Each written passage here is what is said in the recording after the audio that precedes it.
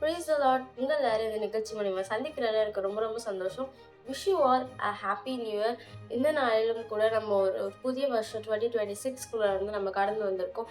போன வருடம் முழுவதும் ஏசப்பா வந்து நம்மளை கண்மணி போல பாதுகாத்து வந்தாங்க. அதுக்கு நம்ம நிச்சயமா ஏசப்பாவுக்கு வந்து நன்றி சொல்லணும்.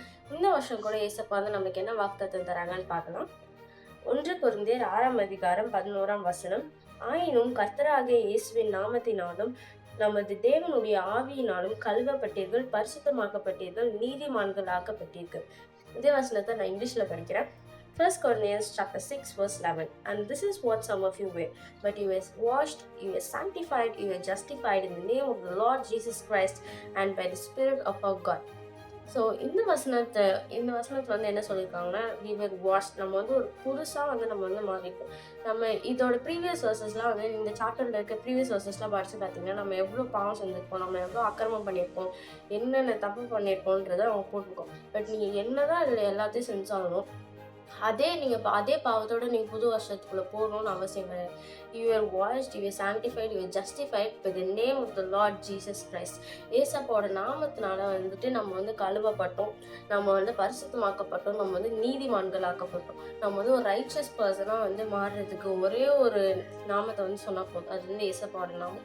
நீங்கள் வந்து என்ன பாவம்னா செஞ்சுருக்கலாம், என்ன ஒரு அடிக்ஷன் இருந்திருக்கலாம், என்ன ஒரு தவறான தப்பு நீங்கள் பண்ணியிருக்கலாம். ஆனால் அது என்னவா இருந்தாலுமே வந்துட்டு நீங்கள் ஏசப்பாவோட நாமத்தை சொல்லி அவர்கிட்ட நீங்கள் போனீங்கன்னா யூ வில் பி வாஷ்ட். நீங்கள் வந்து ஒரு புது மனிதனாக மாவீங்க. இந்த வருஷத்துக்கு கூட நம்ம வந்து அதே பழைய பாவத்தோட, அதே பழைய அடிக்ஷனோட அப்படியே சும்மா என்ன போன வருஷம் பார்த்தாலே இந்த வருஷமும் போடுன்னு சொல்லிட்டு நம்ம இருக்கக்கூடாது. நம்ம வந்து ஒரு புது மனிதனை, நம்ம வந்து கழுவப்பட்டு, நம்ம வந்து ஏசப்பாவோட ரத்தத்தினால நம்ம கழுவப்பட்டு, நம்ம ஒரு புது மனுஷனா இந்த வருஷத்துல வந்து ஏசப்பாவை ஆராதிக்கிறவங்களா, நல்லது பண்றவங்களா, ஏசப்பா பிரியமான மனுஷங்களா வாழணும். அந்த டிசிஷனை வந்து நம்ம இந்த வருஷம் வந்து நம்ம எடுக்கணும்.